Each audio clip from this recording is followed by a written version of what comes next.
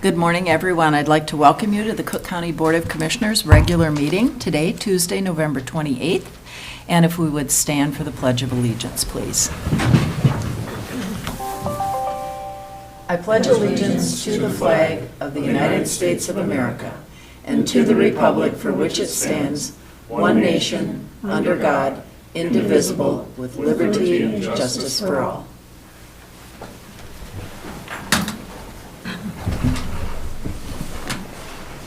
So as we take a look at our agenda, are there any changes or adjustments to the agenda this morning? Any changes or adjustments? Madam Chair, I'd like to make a motion to approve the agenda. Thank you, Commissioner Mills. Is there support? I'll second that. Thank you, Commissioner White. We have a motion and support. Any further discussion? All in favor? Aye. Aye. Opposed? Motion carries. All right, at this time, we have our public comment period. It's an opportunity for citizens to appear before the county board. And are there any individuals in the audience that would like to speak today? Any citizens who would like to speak? Seeing or hearing none, are there any written comments that have been sent in by commissioners? Commissioner Storley. Yes, I do. I have one from a resident. I'm sure you've been following the hospital situation. Personally, I have grave concerns for my own health. I've landed in the ER 4 times in the past 2 years and have been attended by Dr. Dahlman. Over the 30 years of life here, I have been treated with more compassion and care. The man even offered to drive me home when I didn't have a ride, so of course I was dismayed to hear what has been happening. And as a past reporter, I started digging about the facts. When I found what I found was only to my distress. So I write to you, even though you're not my commissioner in my district, but because you are a commissioner, that I know the best. In my opinion, this affects not just the health of individuals like me, who are more and more dependent on medical care, but the health of our whole county reputation. As of this morning, the ER issue has landed in the Twin Cities morning paper. Coverage may grow and only tarnish the county's reputation as a whole. Obviously, you are aware of this and probably struggling as an individual and as a commissioner. But I do hope that you bring this before the board to make a comment at the meeting this week. I wish you the best always. Vicki Biggs. Thank you. Any other remarks or comments for commissioners to share? Administrator Yorkie? No, ma'am. All right, thank you. All right, we'll move on at this time to our consent agenda. And are there any items a commissioner would wish to pull? Seeing or hearing none, is there a motion to approve our consent agenda? So moved, Madam Chair. Thank you, Commissioner Mills. Is there support? Support. Thank you, Commissioner Storley. We have a motion and support for our consent agenda. Any further discussion? All in favor? Aye. Aye. Opposed? Motion carries. We're going to move on at this point to our Public Health and Human Services presentation. And we have first item to approve a joint powers agreement for non-emergency medical transportation. And I see that Allison McIntyre is coming forward at this point to visit with us. Good morning, Allison. Good morning. Thank you for the opportunity to represent our request to enter a joint powers agreement with St. Louis County and 4 other counties in the region for the participation in regional healthcare access coordination. Originally, this was presented at last week's Public Health and Human Services Board meeting. It was tabled at that time with a request for additional data on budget assumptions and impact to residents and volunteer drivers. A little background here on the purpose of non-emergency medical transportation and our statutory responsibility to provide this service to county residents. The Medical Assistance Program provides certain medical transportation services depending on the type or level of transportation needed for a person to get to and from medical services. These access services include mileage reimbursement, volunteer drivers, lodging and meal reimbursements, and appeals related to the denial of services or reimbursements. Cook County has an average of 1,300 people receiving medical assistance who may be eligible for these services. In 2019, using baseline data prior to the pandemic, when we saw a steep reduction in utilization of the program, Cook County reimbursed 588 one-way trips or legs through our in-house healthcare access program. The process for arranging access services is complex and time-consuming for staff and participants.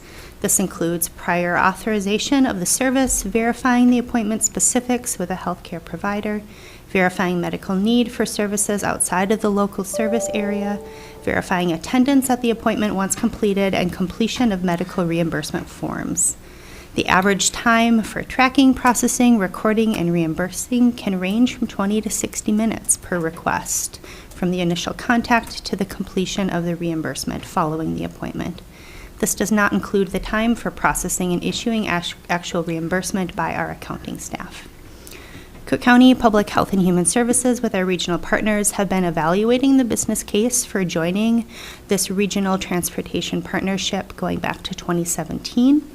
Other counties in the region that have entered the agreement in 2019 have reported increased efficiencies, improved customer service, and an expanded pool of volunteer drivers. Some of the primary benefits to residents served through a regional transportation program include enhanced access through the MTM call centers, online portals making scheduling easier for people served, and the potential expansion of transportation services in the rural part of our county. The business case for contracting out the increasing complex transportation healthcare access program include the significant time in responding to requests currently managed by a financial worker, while the economic assistance healthcare access case aid coordination position is vacant. The training requirement to comply with the growing complexity in the types and modes of transportation and requirements associated with these, the time and volume for processing the individual vouchers by our accounting staff, a simpler interface for residents and social workers that are supporting county residents and medical assistance enrollees in accessing healthcare access services, enhanced fraud, waste, and abuse protocol expertise, and direct billing with the Department of Human Services by St. Louis County through the Joint Powers Agreement, and reimbursement of the administrative per leg cost. The estimated $5,000 contract expense included in our department budget for 2024 is based on 2019 program utilization data, as that was a recent high in recent years, and we expect through contracting with MTM to provide this service that this will increase access for county residents. The St. Louis County Board has approved this amendment to add Cook County to the Regional Joint Powers Agreement. Each individual county, including Cook County, now needs to sign the amendment. County Attorney Hicken was able to provide a review of the Joint Powers Agreement. Again, our analysis is that this will improve access for county residents at greater efficiency for the department. Happy to address any other questions. First of all, I'd like to thank you for all the additional information. That was very, very helpful. We appreciate that. Questions or comments? Commissioner White. How does it improve someone who lives in Cook County, improve their ability to get to Duluth, to a medical? That would depend on the individual's circumstances. Well, but let's say this is a person who would financially qualify for assistance from the county or care partners or somebody. How would it make a difference? We're at the end of the road. No one's going to come to us from St. Louis or from Lake County to give us a ride. In some cases, they would. Our assumption, again, is that this will increase the pool of volunteer drivers through MTM's outreach efforts. For individuals who are driving themselves or have family members driving to Duluth for medical appointments, they will have increased access through the customer service line provided by MTM rather than waiting to hear back from our staff. Our position is vacant right now, and we have a person that's covering that in the interim. Other questions? So do we have people now that are in a pinch or they can't get to their appointments because we don't have transportation to get them there? Absolutely. So they're hanging around the county feeling really lousy and having to put off medical attention because we can't help, they don't have the means to get down to the next level of medical care that they get? Yes, we have limited transportation service Right. providers in the county that is impacting access to regional service providers and locally. Other questions? Well, I do know that there are firefighters in Hovland who often make a run, medical runs, to the Twin Cities with people. This is they're fill-in ambulance drivers. So that's different than this? Ambulance drivers would be a different mode of transportation. Non-emergency medical transportation is for non-emergent situations. Commissioner Hawkins, you had a question. Yeah, I'm still curious how this works with care partners, and I know our veterans also receive mileage reimbursement. So is this all put together, or are we still doing some here, some here, some here? Individuals receiving volunteer driver services from care partners, from Cook County and in-home support, or the veteran service officer could continue to receive transportation services through those providers. This would be specific to medical assistance enrollees who are either driving themselves, having friends or families driving them, or looking for volunteer service drivers outside of one of those programs. The providers in-home support, care partners, and otherwise could register through MTM to become volunteer drivers to be able to expand the pool of individuals that they serve locally. But our analysis is that this would have no impact on care partners or in-home support programs. This was one of our initial concerns in entering the Regional Joint Powers Agreement. So we're still, as in your department, going to reimburse people through that in-home support transportation program. We're still going to continue that. Correct, yes. But now we're adding this, and we have 1,500 medical assistance people in Cook County. How many in 2019 asked for reimbursement out of those 1,500? I assume 1,500 people didn't need reimbursement. How many actually? 500 legs, I think. I think 588 was. Well, that's legs, but is that 3 people doing how many trips? I don't. I'm really I'm wondering. just curious. Yes, Madam Chair, I'm really curious, like, where all this is going. This is a service to improve our transportation for those who don't have it in our county.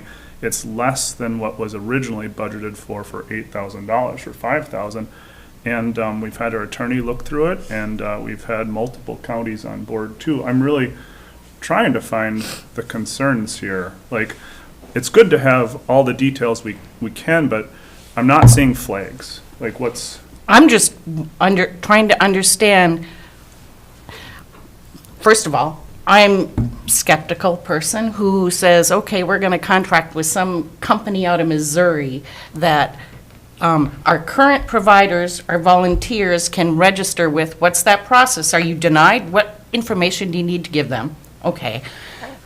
Is it going to cut down because it's too much of a hassle not dealing with somebody local to do this service, but we're going through, I understand the efficiencies of having somebody else provide this service that over 20 minutes to 60 minutes takes to provide whatever. So I'm looking for the cost savings, I guess. What, if we give money to a company in Missouri to take this over, what is the benefit in our budget or our services? That's what I'm still confused on that one. $3,000, I think. 3,000 is. Straight up. Like, And, yeah, I like to have formulas to prove that. That's what I'm saying. You say that, I prefer to say, here's the formula and this is how we came up to that conclusion, instead of just telling me that's my concern. Commissioner So Webb. does that mean that somebody who's working here now doesn't have to work as much because the we're position is having an vacant. outside agency? It's a Well, vac- it's vacant, so we'll hire an outside agency to deal with this, and then we don't need to fill that position? It's not the only thing that position does either. This is a very strange conversation to me. I mean, it's very good that we're learning about this, but I think it's a very strange angle we're taking on such an essential service for those in need in our county. And one that's Well- statutorily required. I mean, I understand the need for details, but I believe Allison provided everything at and the that's- beginning.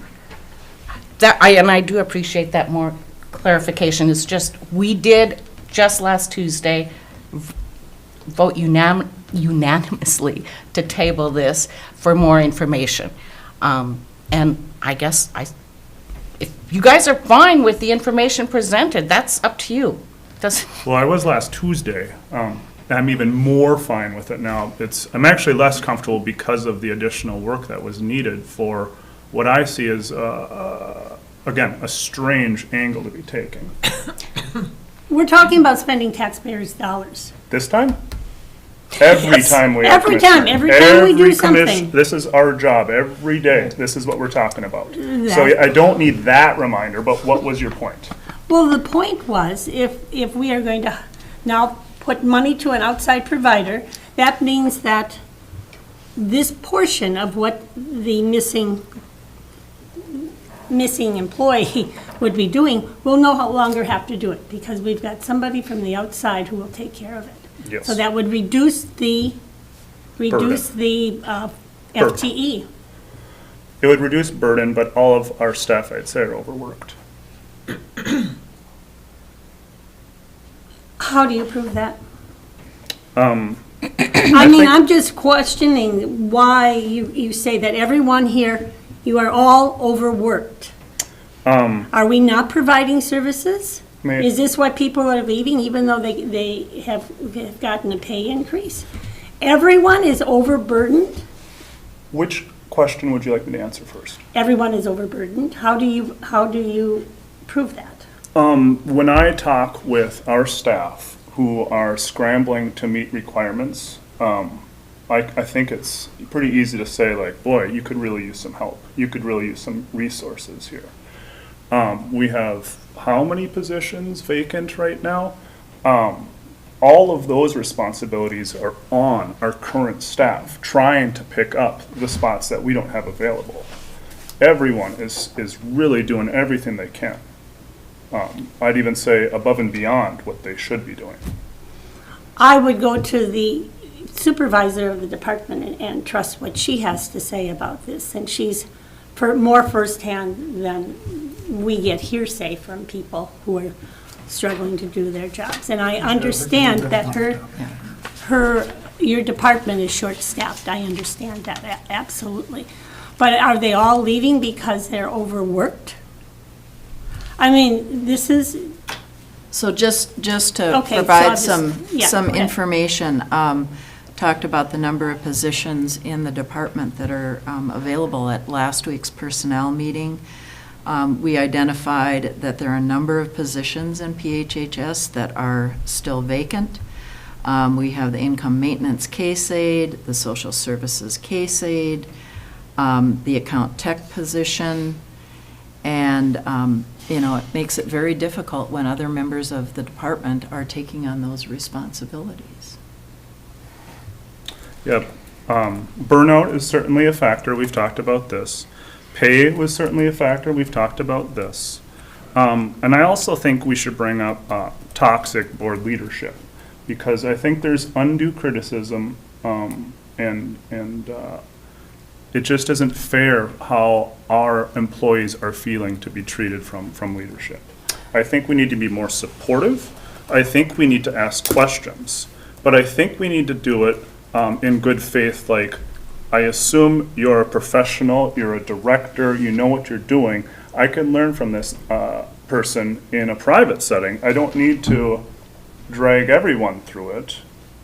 Anyone who wants to learn can also reach out and do that too, but I'm really getting frustrated with, and I don't want to say baseless, because there are certainly valid concerns, but they're inflammatory and exaggerated concerns.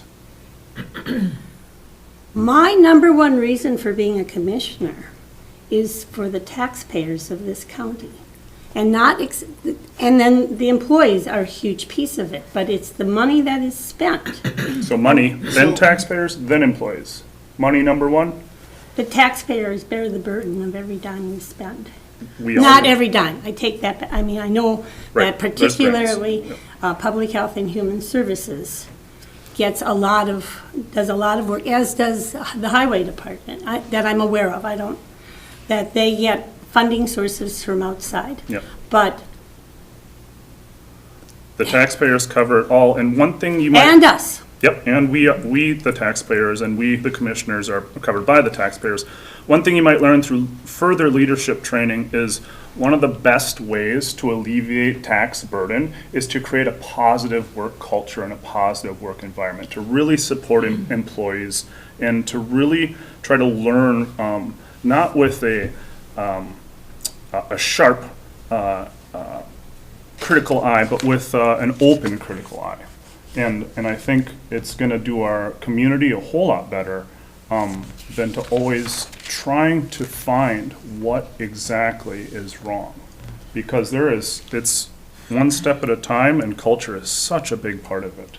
So what I'd like to do at this point is try to pull us back to the issue at hand. We're here to talk about the Joint Powers Agreement for non-emergency medical transportation. And are there further questions or clarifications that are needed by our director? Attorney Hicken. Thank you.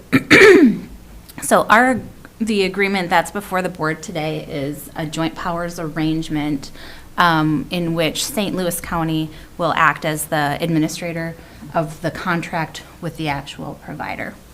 So we're agreeing to a payment arrangement, and in exchange, St. Louis County and the other counties involved are agreeing that our clients can use those services.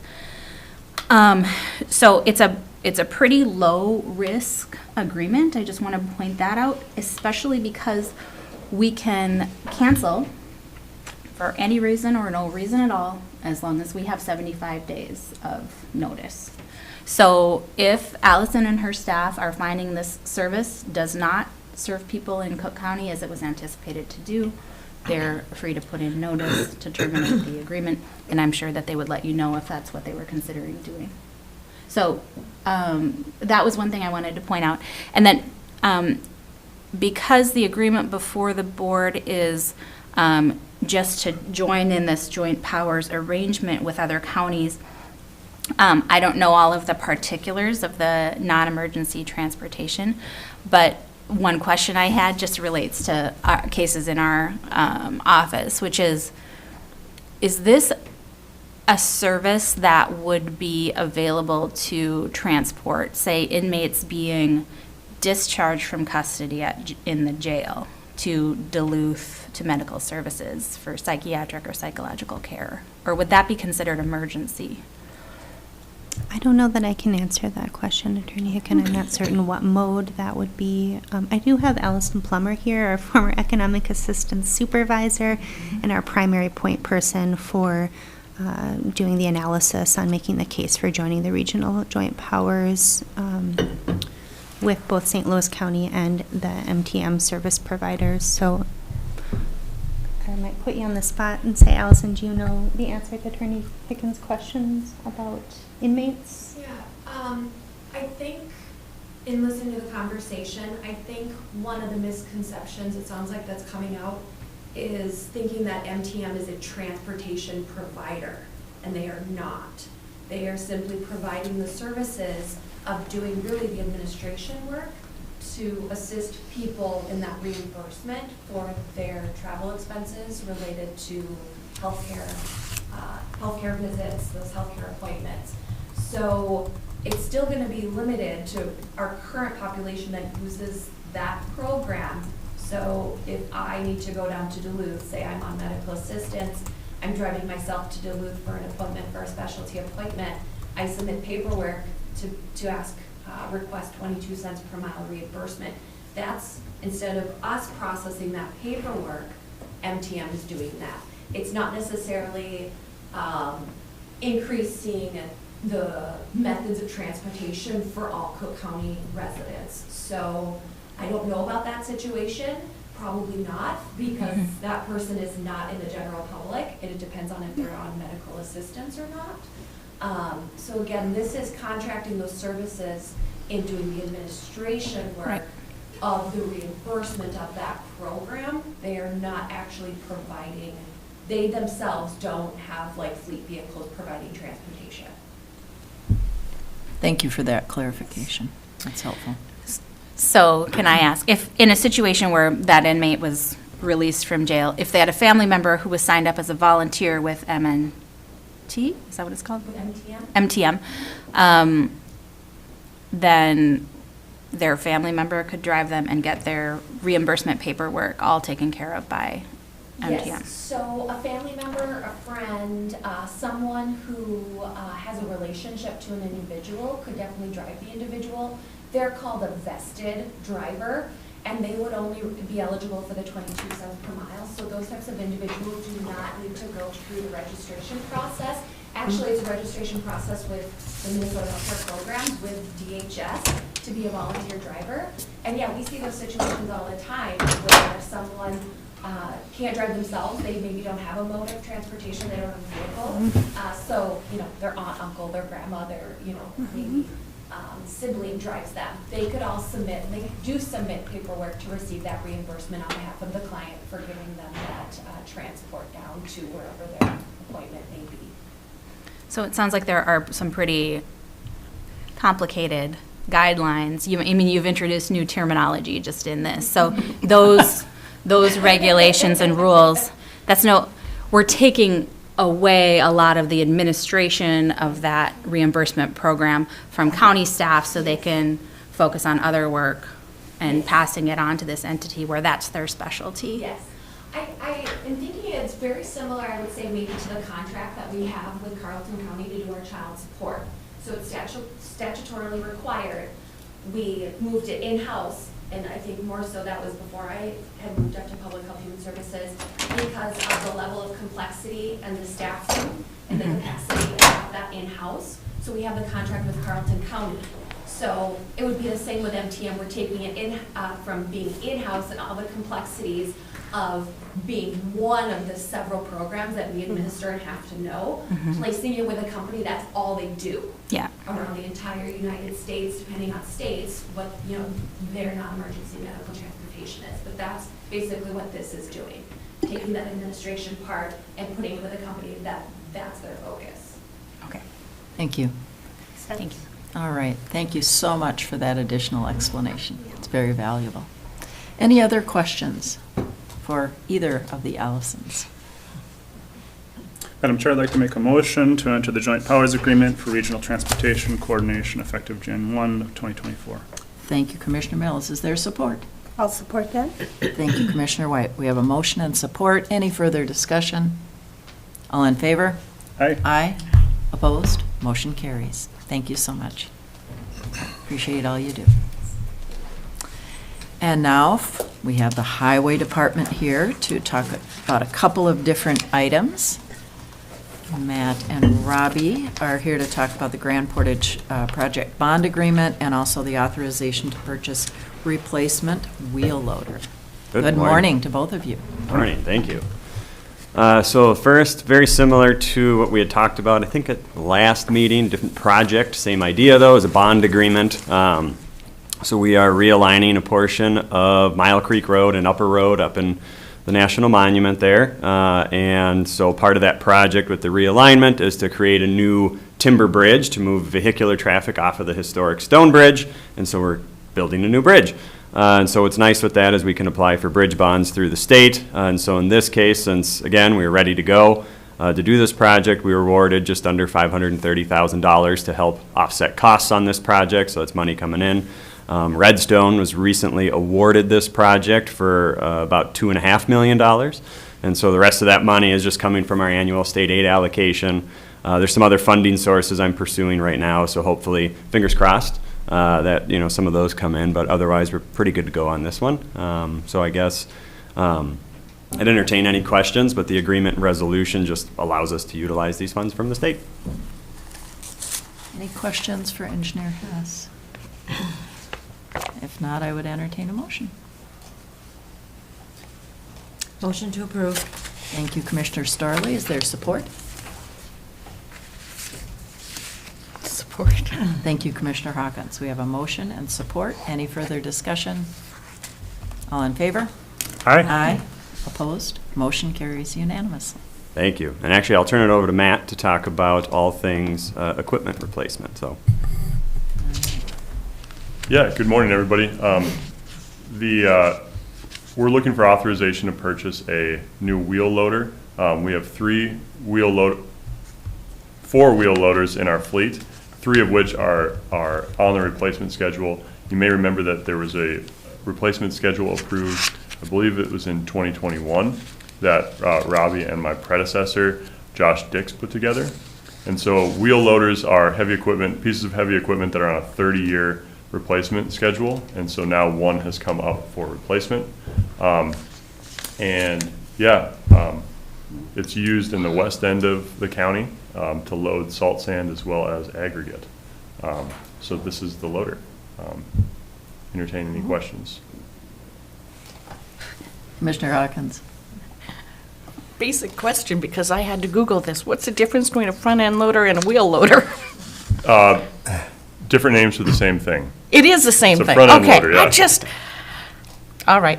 Yep. Clarifies that. And so this, and I appreciate, it was on a 30-year replacement plan, but this is 50 years old. Yep.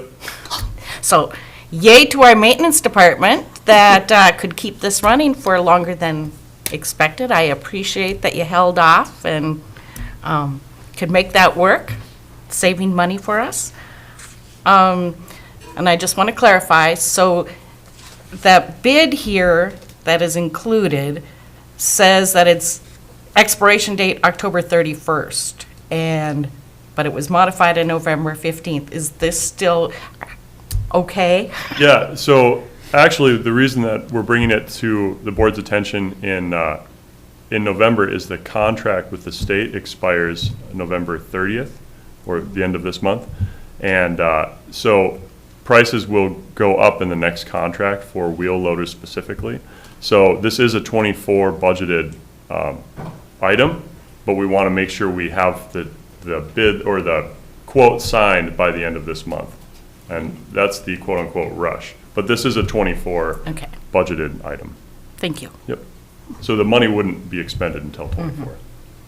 Commissioner Mills. I'm also happy to see that it came in under our budgeted amount, so thank you for looking for deals. That was a estimate that went in our favor. Yeah.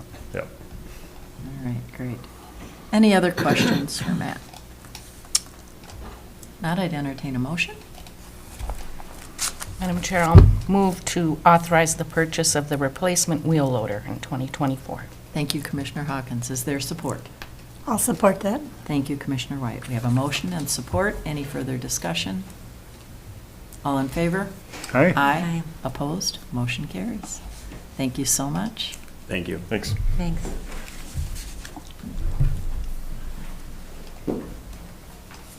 And now we have a land services item, but we see that Elena Hansel is here from Soil and Water. Good morning, Elena. Good morning. I'm here on behalf of Tim Nelson for Land Services.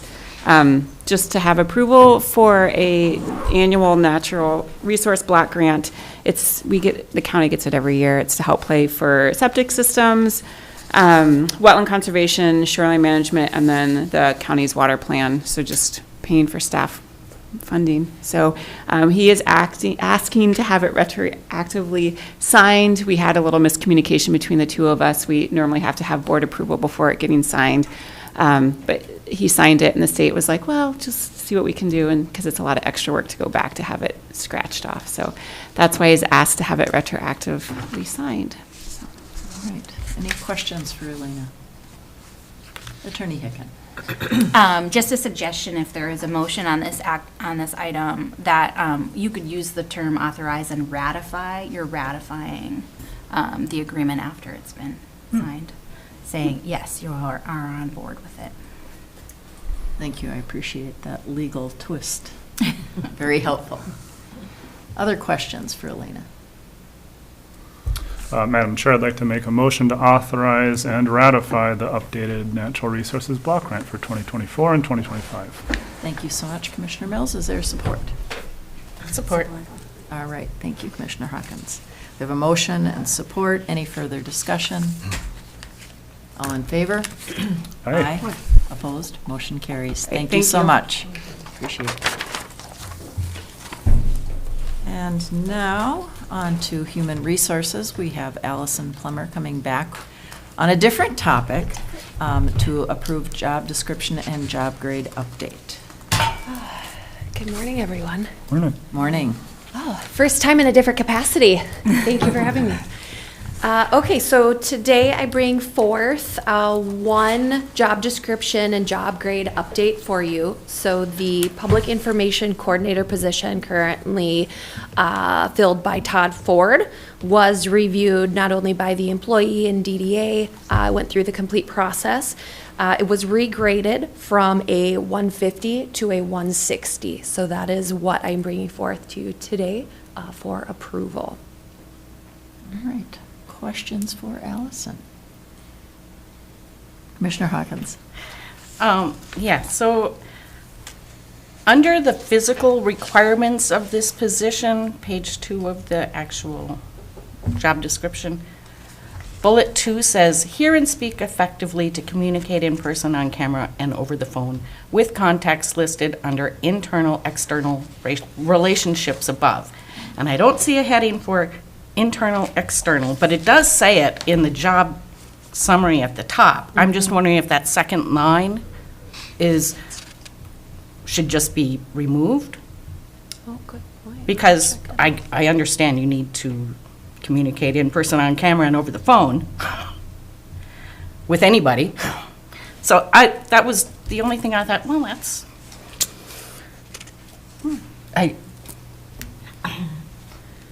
Yeah, in looking at the job description when we got it back, the internal and external relationships were moved to numbers under the essential functions piece. And I can double check with Tessa, we can get that changed to remove any old language. Yeah, because there is no longer any separate heading related to internal, external relationships because that has been moved. and I get we're changing the format of our job descriptions to make them more consistent, but Right. I noticed that and thought, Yeah, thank you for I don't that. think we did that before, but, Yeah. okay. Thank you for So- that. It was in the old one, and so shouldn't guess, but yeah, it Okay. probably was overskipped. All right, so we could yes, just skipped strike over, so we that should do one that. line Mhm, and it mhm. would make sense. Are there any other changes, updates that maybe I didn't catch? There were no, so that was a question that came up too when we received it back, and especially indicating the grade change of what was modified or potentially updated in the job description that would potentially indicate that change was warranted. And there was no change at all from the previous job description to the one that was reviewed and came back and became the final approved one from DDA with the review of Todd. So the only difference was those external internal relationships were moved up from a separate section with bullet points to essential functions, and those are listed as numbers 10, 11, 12, and 13. And so at this point, the regrading is based on just how it placed on the Keystone matrix. That's what I thought, but wanted to clarify. Thank you. Great question. All right, other questions? If not, I would entertain a motion. So moved, Madam Chair. Thank you, Commissioner Mills. Is there support? Support. Thank you, Commissioner Starley. We have a motion and support. Any further discussion? All in favor? Aye. Opposed? Motion carries. Thank you. Thank you so much, Allison.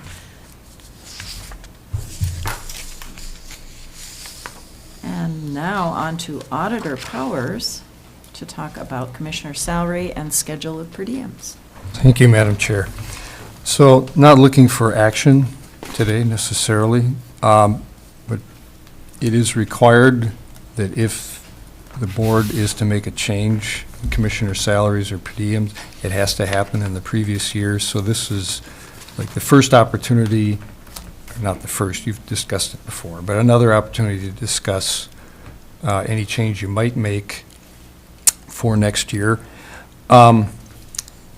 Little history, so you have approved a couple of increases, 3% in 2021, that was the first in many years.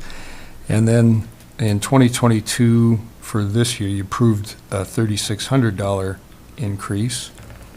So in the packet, I've just provided, if you did approve another increase, $3,600, what would that total cost be? So just a spreadsheet there showing the $3,600 increase for each commissioner, and then the tax implications would be another $1,000, $1,019, so the total cost would be $19,019 if you made that increase. And just another opportunity to look at our overall budget also. I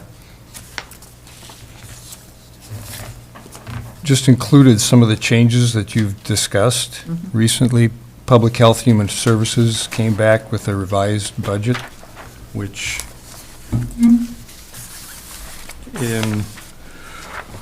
cuts back their levy about $128,000.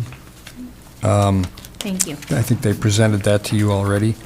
And then the Sheriff's Department, as we noted at one of our budget reviews, they're not going to get close to spending their budget for 2023. And talking to Pat, he was willing to cut back his proposal for 2024, just realistically, knowing he's not likely to be able to fill all of those positions again.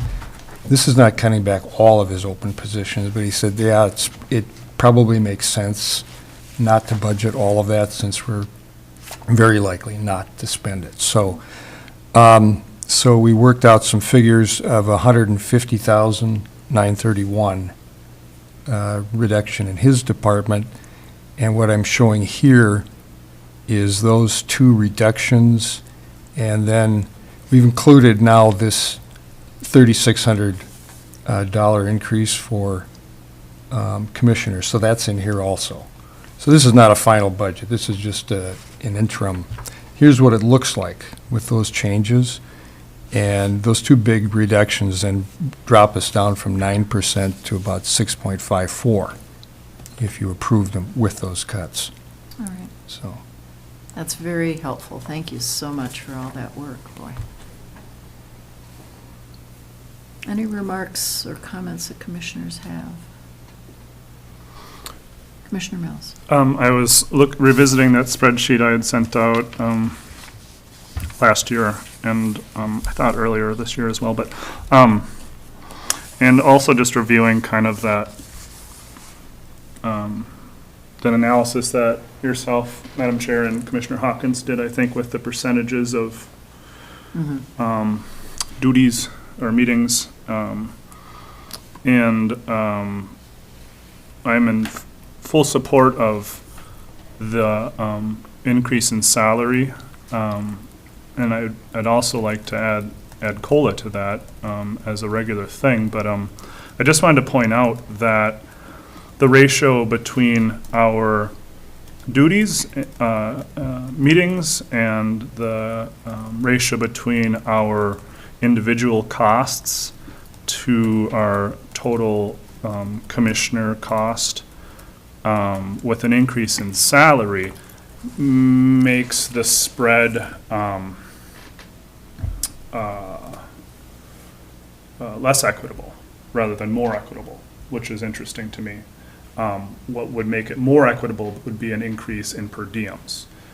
I'm not advocating for that right now. I just wanted to point out what this change will do as far as our cost ratios are concerned. So it's not drastic, but it all adds up. So I certainly appreciate that analysis, but from my standpoint, I like to think that more equity in the workload between commissioners is what's important. It's not about the specific salary each commissioner is getting, but just sharing in those responsibilities that we have to the people in Cook County, all of them, That would do it. you know. Yeah, so. Other questions or comments?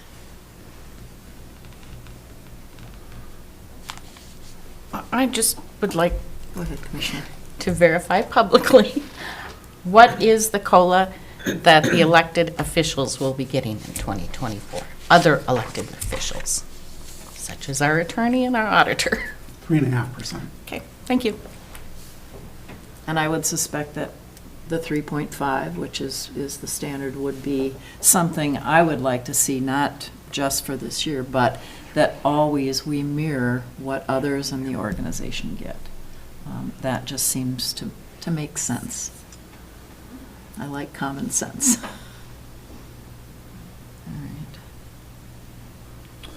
All right. Madam Chair. Brady, is it,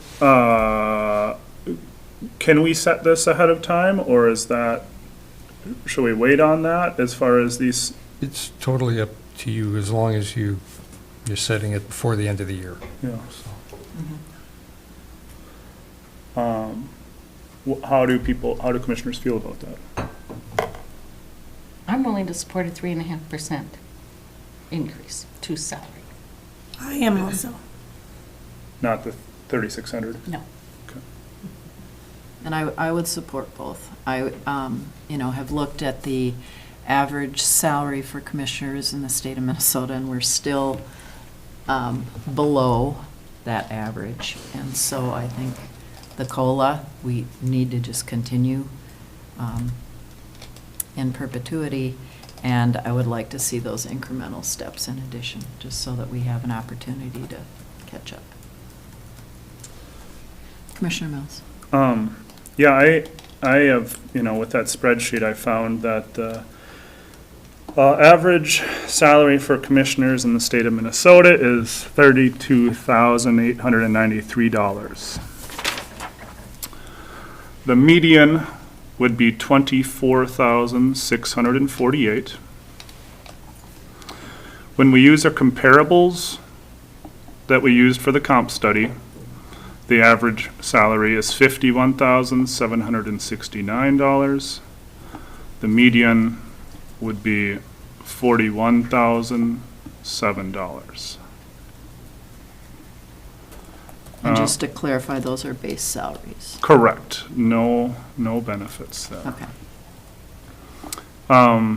And then what I had done previously was looking at a historic commissioner salary, and it hadn't been increased from 2003 until, was it 2021? We did that 3% increase.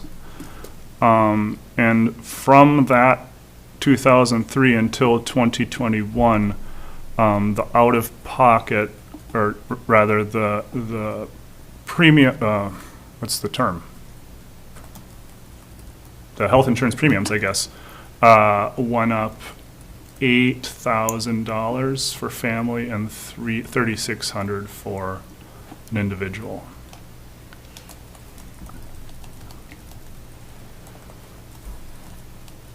Commissioner Hawkins. And Commissioner Mills, I'm talking about the statewide average, and I have a problem with the comparables because I don't think our job is comparable to Hennepin County commissioners.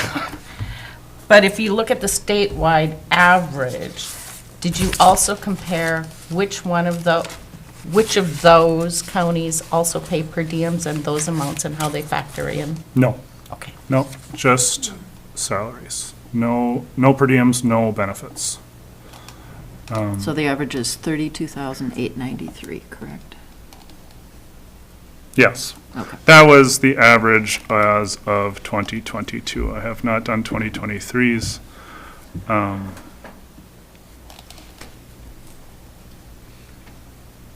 I don't think I will for this year.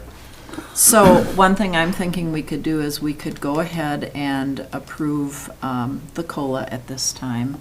And then one thing we could do is at AMC, try to see if we can capture that information when we're down there next week, to look at 2023, to have updated information. Yeah, I mean, I think it's probably just an email away, Mhm. if that's influence. Commissioner White? I think knowing what the per diems are and then what the benefits are, in this case it's insurance, those definitely need to be part of the equation also. They need to be considered. Because if you're only making, I don't take the county insurance. And so that's a significant difference. I mean, that's my choice, right? But if someone is making $32,893 and that's it with no benefits, and they get $50 per diem, that they really are the low people getting paid.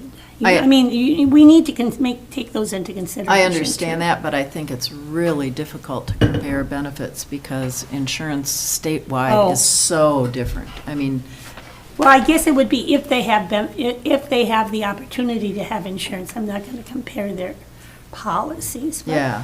Is that a benefit they get from being a commissioner? And the price tag on that, but do they get it or not? And do they take it or not?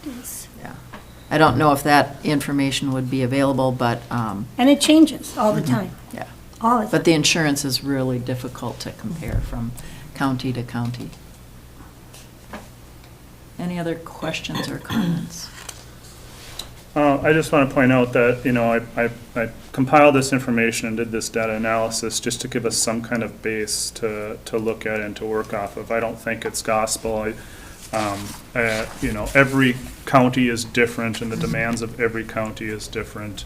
The costs of every county is different. The cost of living in every county is different.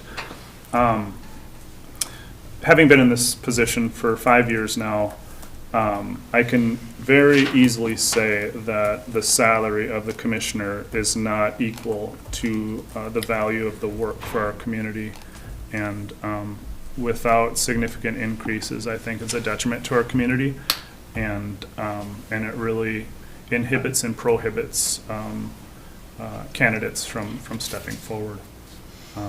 So I know the intention is to help our community by saving taxpayer dollars, but again, I think it's going to be a greater benefit to our community, not with that savings of $19,000, but with hopefully elevating people to want to run. And I would agree with that. I look back historically, from 2003 to 2021, nothing happened. And I don't know of any other employee group that I'm aware of anywhere that would have had that happen. And I know it's difficult for us to talk about our own salaries, and I imagine that's a big part of it. We're probably the only group on the planet that is determining that, other than, somebody who's running their own business. But I would thoroughly agree with you Well, on that. I forgot to mention, I rattled off all those averages and medians. I forgot to mention, if Cook County had followed the inflation index, the CPI, the salary in 2023 would have been $34,763.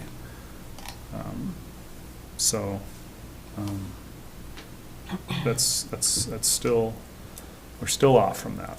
Commissioner Storley. Thank you.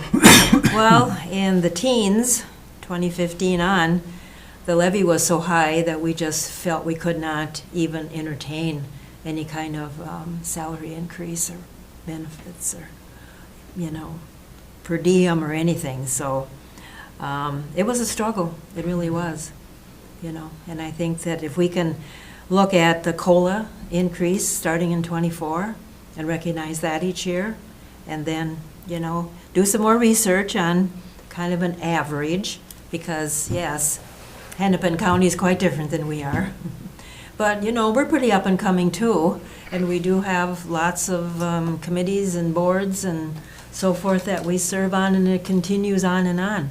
I don't think it'll ever be, quote, fair, but, you know, we take on what we can take on and then look at it once a year. So I think this is a good discussion and thank you, Commissioner Mills, for looking into that, and Commissioner Sullivan too, because we need to have the facts and the statistics to help us decide. Precisely. Commissioner White? And this is what you and Commissioner Hawkins. Hawkins. I almost called you, never mind. You're putting together a grid for us to track our actual times in this coming year as far as, have we backed off on that? No, the grid, it's not a grid, it's the electronic calendar that we already have. Okay. And what I want to do is continue to gather more detailed information on the work that we do. Not only for discussions that we have here, but for the public, so that they understand if they're going to run for commissioner, what are they getting into? What are the expectations? So it's something as a tool for us, but again, it's the electronic calendar that we already have. All we're doing is typing in the work that we do. Many of us do that already. For some of us, it will be a little bit additional work, but. And what you're talking about is you include then the phone calls. I mean, how long you're on the phone with people that call. Constituents, writing reports, things of that nature that right now, we probably just have our meetings. Right. And maybe some, group work that we're doing, whatever. But to be more detailed in that, and what I would love, and this is just for me personally, is that each month, at the beginning of the month when we turn in our travel expense report for the previous month, we also turn in just a screenshot of our calendar. And that way, it's not tons of work at the end of the year. Month by month, we can be taking a look at it. Okay? But that's just strictly my personal preference, because it takes a lot of work to sit and add up all the information, tally all the information. But anyway, that's the grid. It's the electronic calendar. And what that will do is to give a true picture of the time required to be a commissioner. Correct. And so it will really explain why, when you're making 50 cents an hour, maybe that's not the best thing to do. You know what I mean? You get the money out there. I mean, you get the facts out there, and it is proof, or it is validation of the performance. Correct. So, Madam Chair? Yes. I look at it as, let's not be real controlled over this, because I think it can also be very scary. Anybody wanting to be a commissioner in the future, you mean during the month of January, you did like 85 hours? Or whatever, So I think it's good to have a background on it, but I'm hoping that it will not be to a point that it's going to take us more time, because we're traveling also. Yeah, absolutely. I would agree. And, it would be just nice to have some information so that when people are thinking about running as a commissioner, we can say, here's a day in the life of the commissioner. We have the little video like AMC has. We can sit down. I mean, I'd love to have a meeting in this room with people and say, here's what we do, a conversation, so that people really understand what they're signing up for. But that's a separate discussion. Let's get back to our salary and per diem. Any additional discussion or comments on that? Well, so what I'm picking up is that there isn't support across the board for the $3,600 increase, but there is support for a 3.5% COLA increase. And I'm just curious why, what the justification for the lack of the $3,600 is from commissioners who don't support it. So I'll just be public. I do support the 3,600 plus a COLA. Other commissioners? So you I don't support it. No, I don't support the extra 3,600. I don't, I think with our benefits and everything else, I think it's a fair wage. It's not a full-time job. We're kind of our own bosses, dividing up what we choose to go to and choose not to, how to spend our day. And I just think with, well, now we're down to, what was it? Basically a 7% levy increase. And thinking of the expenses in the next few years with bonding and CIP, I'd rather spend that money fixing our buildings. Yeah, I get it. $18,000 here and $19,000 with the tax benefit portion of that. I don't know. I'm not sold that we should base our salary off of the information you gave us yet. I'm just not sold on that. Well, how do you feel about the cost of living increase from 2003 on? I can't speak for former boards. I am committed, as long as I am on this board, we should be treated the same as other elected officials in COLA increases. Yeah. That's where I'm at. Yeah, and so I mean, I'm not blaming other boards. I think Commissioner Storley's explanation is, I remember those days very well, as a matter of fact, probably not as well as Commissioner Storley, unless maybe you blocked them out. But following that logic, if you believe that we should be following a COLA, what I would think is we would want to correct that from where it stopped. But that's not what you think. I'm not ready to go there. No, I'm not. I just like to understand people's reasons so we can, understand what barriers there are and what paths forward there are. Commissioner White? I'm not in favor of a $3,600 increase.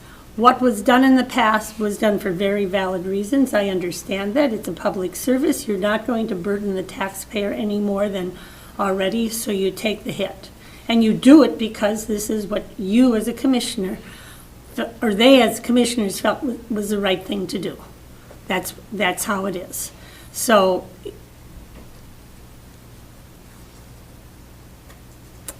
I believe my salary here is, with per diems, well, the base with per diems is $41,000. Is that true?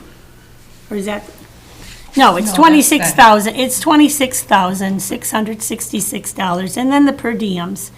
I do not travel as much as Commissioner Mills or any of you, but it's not a full-time job, so there's flexibility. And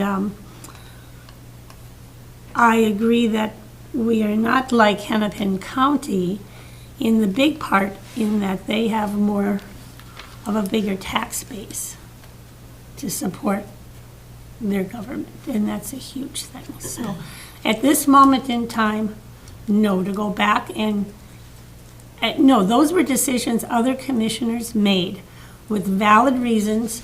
No one stuck a gun to their heads. Well, maybe they did. It doesn't matter if they did or not.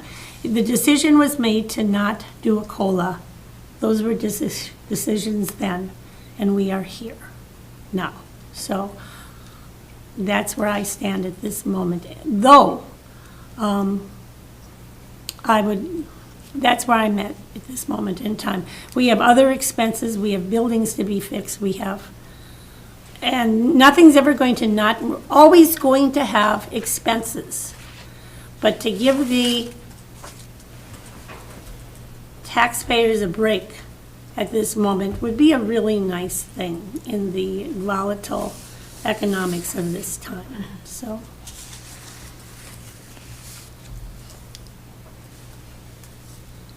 Commissioner Storley? Thank you. So Commissioner Mills, are you looking at the $3,600 increase going up each year, or are we going to evaluate it each year? Because we had one for this year, Correct. and you are proposing for next year. and you would like to look at that for the future, but we have to take it 1 year at a time. Correct. That's absolutely right. I think that we're in a position to correct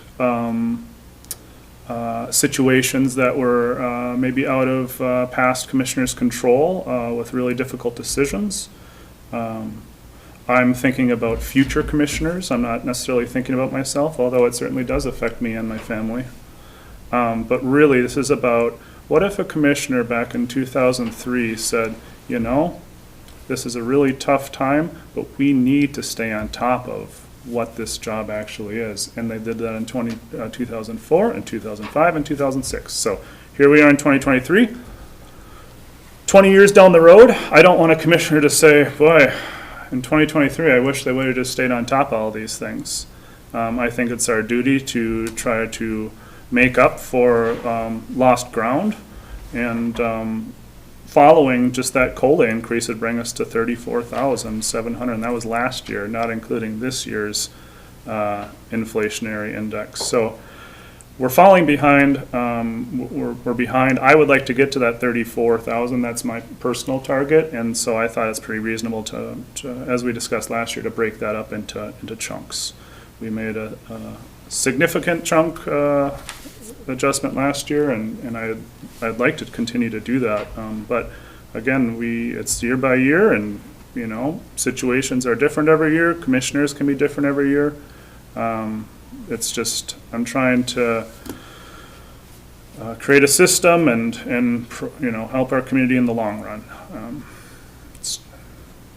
But I think it's the right thing to do in the long game. I would agree with you, and I appreciate that perspective. It's the kind of perspective I hope as a board we have when we look at levies. That if we look at that history of the levy over the last over 20 years, and we see that there was 0, and then there's 15%, and then there's 0, and then there's 11%. If we take a look at a long period of time and we build our budgets with the long term in mind, I think our county is going to be so much better off. So I appreciate that way that you are approaching it and looking at it, Commissioner Mills. Thank you, Madam Chair. I just wanted to point out too, maybe part of the reason why I'm feeling this more than others is, well, maybe my age, but also when we look at our duties, as I was talking about earlier, District 1, and I'm not blaming anybody. This is not, I'm not saying anyone is wrong here. I'm just stating the facts. Speak to District 1. I'm going to do all 5. I'll start with District 5. Okay. I would just say that we are, you know, looking at things that have occurred because of illness and death of commissioners who have gone on to other positions, and we need to keep that in mind. Absolutely. This is not about No. blaming anybody or any district, so. This is not, and I just want to explain maybe why I'm feeling this more than others. So I'm not saying anyone else is doing anything wrong. And I'll start with District 5. Okay. Let me have it. Yeah, and it's not, this is not like, anyways, it's not just like so unfair or whatever. It's just why I might feel it more. Those duties, you know, if we were splitting them up equally, which is hard to do, to be purely equitable, and we, you know, aim for that, and I think do a pretty good job of achieving it, but it's just a little out of balance, as Commissioner Sullivan was mentioning. But for District 5, the duties would be 17% of the total meetings, and we're aiming for the 20%. The cost for the commissioner out of the total cost for District 5 is 18.5%. So that's just 1.5% difference there from the 17 to the 18. For District 4, the duties are 23% of our overall time duties, and the cost is 22.7%. So lower than, the cost is lower than the duties that are performed, but not by a lot there. District 3, my own, my duties are at 27%, seven points off of our Equitable 20%, and then the cost is 24.1%. So given the duties that I have, there's higher cost or higher duty ratio than the cost. And then going down to District 2, duties at 19%, and then the cost at 19.6. So pretty close there. And then District 1 is, the duties are at 14%, and the cost is at 15.1. So there's discrepancies there, and so one reason why I might be feeling this more than others is because the discrepancy is greater than other districts. And that's not anyone's fault, except maybe my own, for taking on, wanting to take on more when there was vacancies that needed filling. But as we're going forward, I think that helps shed light on what's going on. I revisited these numbers last year after there was an article about our discussion on commissioner salaries and what those costs were, and I was curious how that played out ratio-wise. So this hasn't been updated either, but as I was saying, if we adjust salaries, not per diems, this would be exaggerated slightly. Nothing crazy, but I think another percentage point or something, so. And my hope would be that when we have our organizational meeting, we continue to try to adjust this to create more equity. I think we've done a really good job as a board of that over working towards that. recent years. Yep. Commissioner Hawkins, you had a comment. Oh, I have a question Oh, for question. Commissioner Mills about that. Since you do, according to your figures, have 27% of the duties, have you come up with a list of committees that you would give up to spread out? Do we have information of how to take 7% away from you? Not yet, but yeah. Okay, that would be we're working. helpful information for the rest of us to see where is there opportunities for us to contribute there. But if we don't know that, we can offer that. Absolutely, yep, the burden is on me. And also on me, I would, think for the organizational meeting, I should also look through my duties and see what other commissioners might be available in terms of when are those meetings and what time are those meetings, and I would think that other commissioners would have an opportunity to pick some things up. Commissioner Hawkins. And this is my mathematical brain thinking.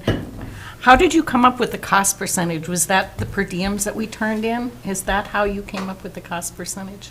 No, it's in the agenda today under Brady's. So we have our total cost with and without and another 3,600. So I did the without there. The total cost is 264,222, and then it has each district's costs broken out there. So you're including benefits so it's not just the salary, you're including the benefit. Yeah, in total this cost. Total cost. Oh, okay. I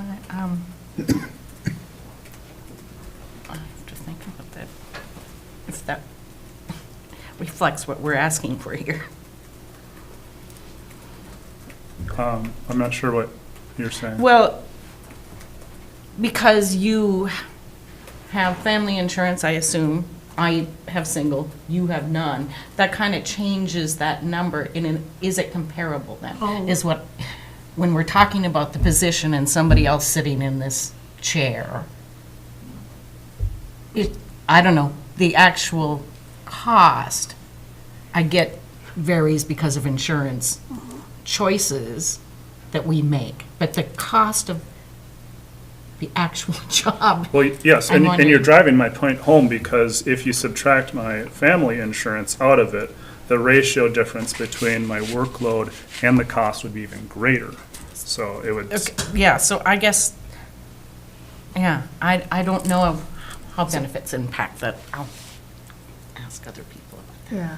I know in discussion in previous years at AMC, when I've brought up this issue, typically base salary is what is talked about. We haven't included the benefits. But I like looking at the overall picture because that is the total cost. well, and I guess the reason I did the total cost is because that's how the news story covered it, was with total cost. So I was really curious what that total cost translated to workload.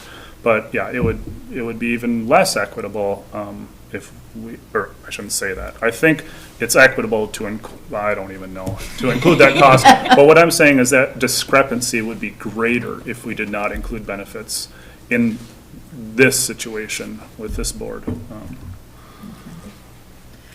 Well, one thing that we could do, and I mentioned it earlier, I didn't really get a feel from the group, but we could take a look at making a decision today on the COLA, and then I will try to gather additional information from AMC as to the 2023 average. And I would look at statewide, try to gather that information, if that seems reasonable to commissioners. We can get part of our task done today. I saw you. It's okay, you can go first. I was going to make a motion. So So was I. Go ahead. I'll make the motion, Madam Chair, to include a 3.5% cost of living adjustment to commissioners, or to all elected officials for 2024. Thank you, Commissioner Mills. Is there support? And I will support that, thanking that you added all elected officials, treating us all the same. All right. Thank you. So we have a motion and support. Any further discussion? All in favor? Aye. Opposed? Motion carries unanimously. All right, to report back in December, I will do that. All right. Well, and, you know, if we want to be really, really fun right now, As we can opposed to just fun, do- we're going to be really fun. yeah, we're going to say that cost increase, $1,000, yeah. About 10 basically. Oh, yeah, I forgot a decimal, but yes, $1,000. So just so that the public knows what dollar amount that is. Okay, thank you for doing that. All right, Administrator Yorkie. Thank you, Madam Chair. Owing to the holiday and staff absences that have caused me to cover other bases, I don't have a lot to update this morning. I do want to say, though, I just want to emphasize what Brady shared a few moments ago, which is that our preliminary or our proposed final levy will be 6.54% as opposed to the preliminary levy of 9%. That's a reduction of 2.5% roughly, and I want to thank Public Health and Human Services and the Sheriff's Office for their work in reducing the request for next year. I think that's a win for everybody who lives here, and I'm glad that we have the opportunity to make that reduction in the levy. The other thing I wanted to mention is we continue to work. There's no real news on the CIP, but we do have those 2 requests for proposals out on the street, and expect to have more news to share about those next time around. And that's pretty much all I have today. All right, thank you so much. Any questions for our Administrator? All right, we'll move on to our Commissioner updates, and start with Commissioner Hawkins. Actually, I don't have anything really to report about the last week. All right, thank you. Commissioner White. Nor do I. Commissioner Mills. Just that we had an EDA meeting, and it's really wonderful to see the development in that organization, the professionalism and just systematic organization, I guess, with our new director, Teresa Baida, and a lot of exciting projects, I'd say, and it's kind of staggering when we think about the impact it'll have on our community when we're talking a number of these housing projects as well. So the golf course had a good season. I don't have much perspective on that, but good news is good news, so I was happy to hear that. We had exceptional weather, so I don't know that we can really run with that, but we'll certainly take it. And then tonight we'll have the Parks and Trails Commission meeting. I did want to discuss with everybody about the upcoming meetings in December. I wanted to give as much heads up as I could. And I believe Commissioner Storley has a prior commitment, so is unable to sub for me for the, I'm sorry, maybe I'm confused here. Oh, the hospital board, there we are, on the 21st of December. What time is that meeting? 9:30 is when it's open.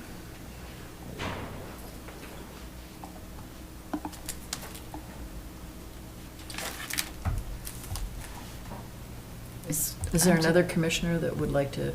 Is it Commissioner Storley who's the alternate? Yeah, she's the alternate. And you can't make it? I'll be in Duluth. 21st of December. Correct. At 9:30. I am. Well, I was planning on attending anyway, There we go. There you go. so. All Thank you. right.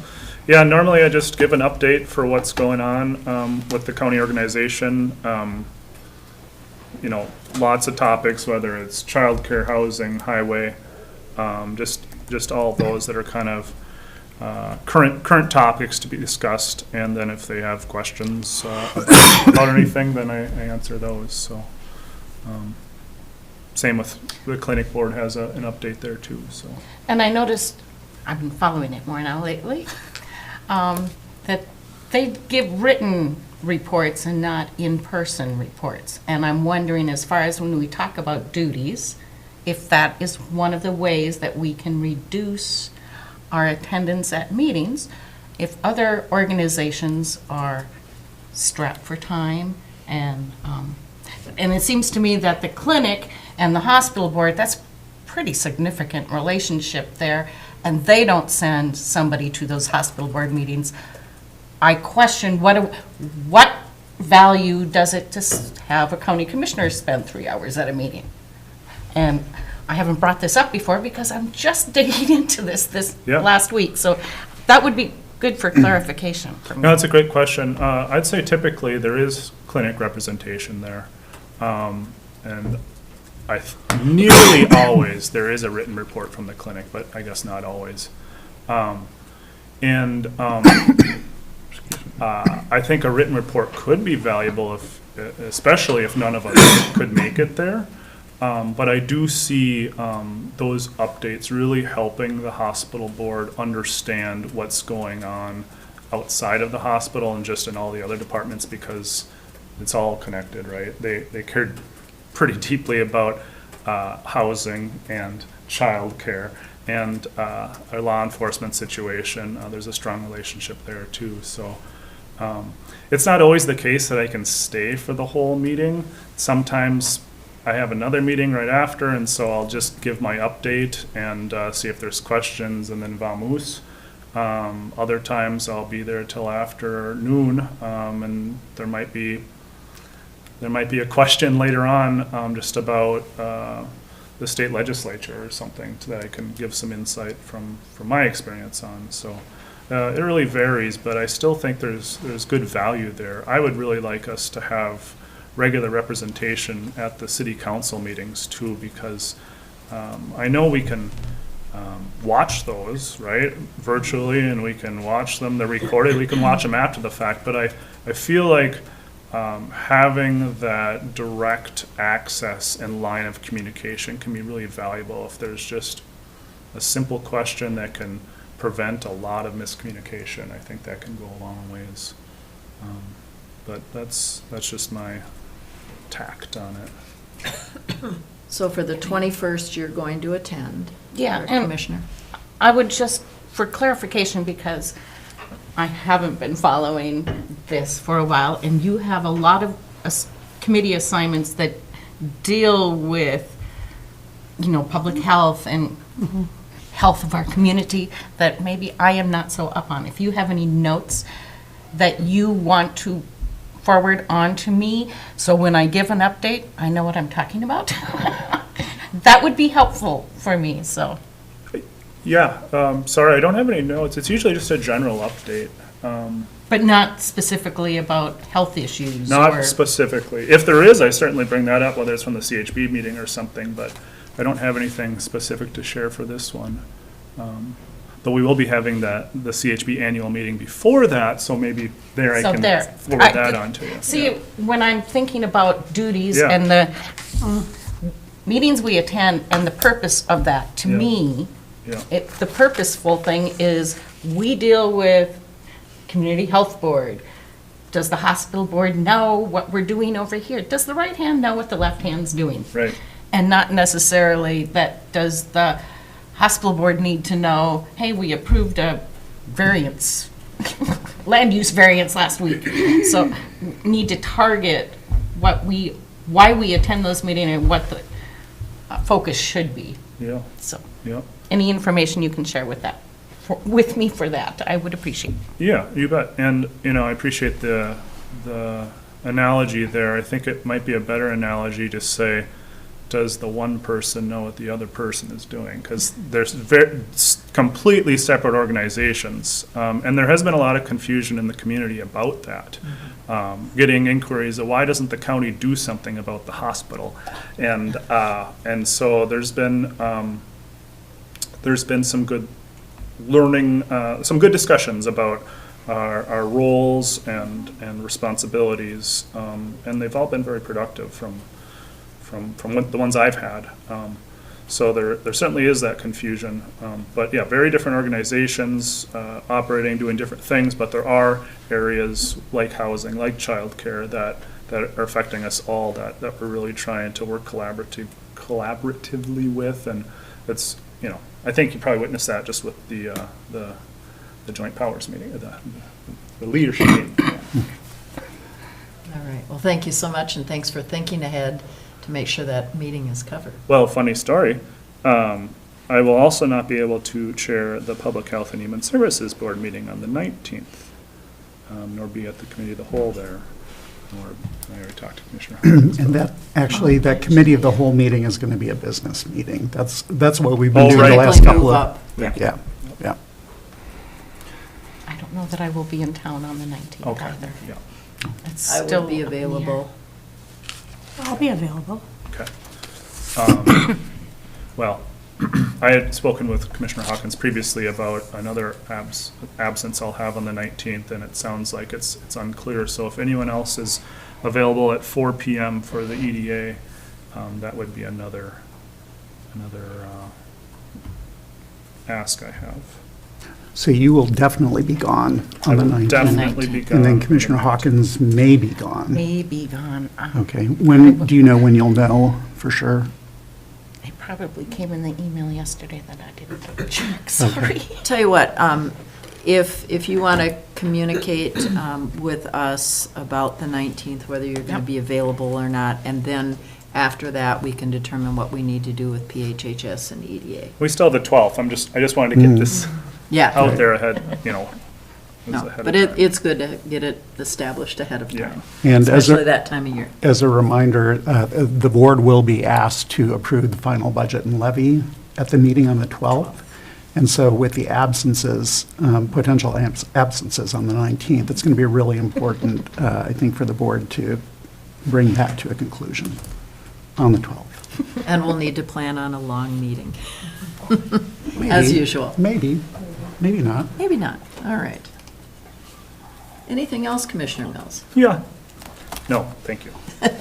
Commissioners, oh, Madam Chair, if I could, since we were talking about the hospital board, you kind of touched on it, Commissioner Mills, about why the county doesn't do something about it. And I think it would maybe be good to say explicitly why the county doesn't do something about it for the record, because I've gotten phone calls asking for clarification of the county's role in the oversight or non-oversight of the hospital, and so have talked about the fact that that board is elected separately from this board, that it has its own levy and so on.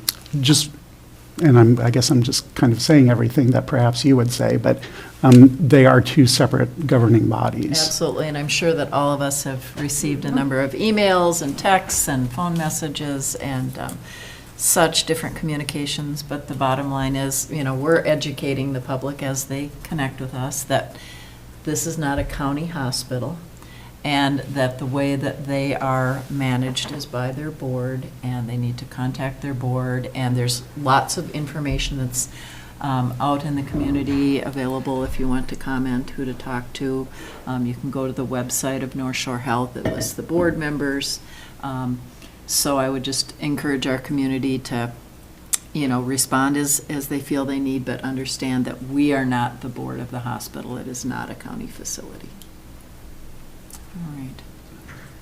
Commissioner Storley. Well, I want to just emphasize the fact that there's a couple things here. Every other month, I do attend a meeting that includes the clinic, the hospital, the violence prevention, Grand Portage. So we do talk about what's going on also, and Allison is there too from Public Health. The other thing that is happening is Tracy Benson has come down to the townships to talk about this newsletter that we're all going to contribute to, and that's in regards to helping our senators and representatives know what's going on in Cook County. So it's an experimental force that will be put into effect starting in December. So when we get that email, let's open it up and see what response people are putting in there. And she invited the townships also, if they want to put something in there about what's going on with any department or anything that would be newsworthy. So I'm hoping that'll help contribute to what's going on where, besides our joint powers that we also meet with. So I guess the only updating I have is that Lutzen Township is now going to be on Zoom. I did suggest a couple of months ago that it would be great if, with the winter coming, that maybe we have the option of joining a meeting with Zoom, which I do with Schroeder and with Tofty. And so when I walked into the meeting last week, it was like, whoa, it's up on the screen, and they're pushing buttons, and they're trying to get somebody to come on. And it was an experiment with, well, let's see what we're going to do with this. But she made progress, and we did get to hear from one of the supervisors who was not able to attend. So I'm glad about that, that now we can have the option. And so can the citizens of Lutzen Township join in too, once we get the word out, that they're available to be on Zoom. We do have 2 annual meetings every year, so that's a chance for the public to come and approve the budget and look at what is being presented from the fire department and EMTs and all that. So I think it'll all work together to provide a chance for those who can't be there at the annual meetings to join in anyway. I think that's a wonderful option, just as you mentioned, to be able to include people that can't physically arrive at the meeting. Great. Anything else, Commissioner Storley? All right, well, thank you. Commissioner Mills? Madam Chair, I just wanted to thank you for mentioning that newsletter, Commissioner Storley. I just wanted to give everyone the reminder about open meeting law and our communications. If there is a mass email, how we respond can be tricky. So I'm not entirely sure what that format's going to be, but I just wanted to raise that potential risk there. So I think that the end product is going to be awesome, though, for keeping our local legislatures in the loop. Absolutely. Commissioner Mills, who's putting it together? City? The city and the county City and the jointly. county. So Todd is part of this? Yes. So we would just email James is what we would end up doing. Right, Yeah. if we had something. But when we open it up to read it, that's no problem. Right. Right. Right. It's just the response, or Correct. what we want to emphasize from the county. Absolutely. So I have a few updates. At the airport, you'll recall that last month we filled a couple of the commissioner positions. And so there's been an orientation completed for Jordan Eckroot, who's from Hovland, and Matt Schleep from the Devil Track Lake Association. And So it was really nice that they could come and have a thorough tour of the airport, look at the facilities, learn a little bit about the master planning, and so that was very exciting to get new membership there. Our Personnel Committee met, and Commissioner Hawkins and I were there last week, and so we have 6 employee reviews going right now. 5 are at David Drown and Associates in their initial review, the 1 employee final review, and then some classifications, and we have 10 open positions, actually 11. I know that Soil and Water is getting ready to offer a position, but 11 positions. We'll hope it's down to 10 in the very near future. We had our security meeting yesterday. I can't say much about that, but I do want to talk about the fact that there's going to be an increase in training opportunities for our employees related to the duress alarm here at the courthouse, and potential to look at some new equipment, because our equipment is 11, 12 years old, and just to make sure that everything is operating and functioning well, and if not, then look at what needs to be done differently.